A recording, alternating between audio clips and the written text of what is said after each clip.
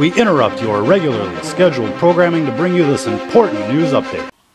Ladies and gentlemen, here's the latest from our investigative team on the Ottawa case. Firstly, let's talk about the who benefits from this case, because as soon as you start asking that question, the case becomes quite obvious. Who benefits? It's the police state. So the only thing you have to do here is reverse engineer their story and break it down, and the obviousness of that fact becomes clear. So let's look at the picture that was released of the alleged perp a mere hours after the crime was first reported on global television. As we can see here, the perp is holding what looks like to be an antique hunting rifle. And the picture itself seems to be something somebody took with a camera phone while they were watching a YouTube video. You can clearly see the glare off the screen, and the subdigital quality of the photo itself tells us that something is off. Not to mention that his family works for the Canadian government.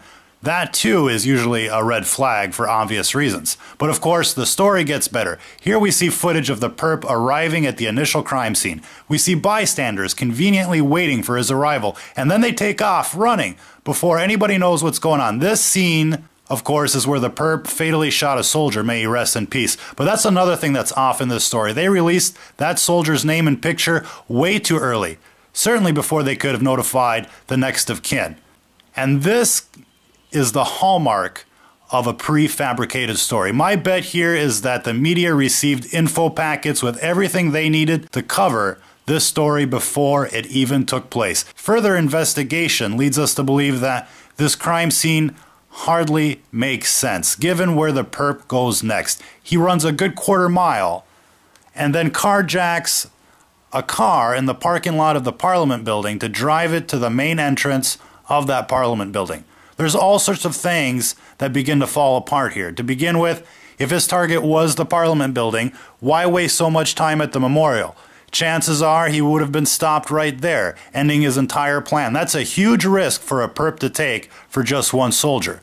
He could have started directly at the Parliament building and done much more damage, but he didn't do that. And that's the giveaway. The story needed the death of a soldier to make it really a national travesty without putting any of the politicians at risk. The death of a soldier is always a key psychological component that allows the establishment to sell their story in a way that furthers their propaganda campaign, which of course is to further justify the already militarized police state that we find all around the world. What this says, though, is that they're gearing up for something bigger down the road, and they want to amp up security around our imperial masters. Moving on, the story really begins to buckle, though, when you start seeing photos from what we would assume are embedded photographers in a war zone following soldiers around. You have to ask yourself, how did they get there? Who are these people? And that's where the story gets interesting. Looking at the source from the pictures accredited by Fox News, we were given a name, Russell McDonald. Doing a simple Google search on that name with Ottawa brought back some interesting results. Firstly, the Twitter profile associated with the result corresponded perfectly. This guy didn't have a bunch of photos on his page, but he had pictures of the Canadian Parliament building. So it definitely puts him at the scene. So then you start wondering, how does this guy get his pictures syndicated in the global media?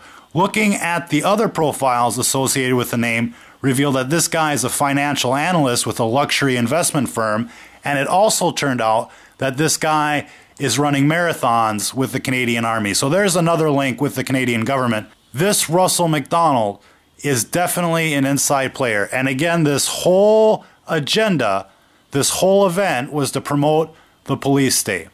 This whole case stinks, and it's a big sham. We're not buying it, and so this story is now added to the list of stories that are officially stranger than fiction. Stranger than fiction news. Because truth is stranger than fiction.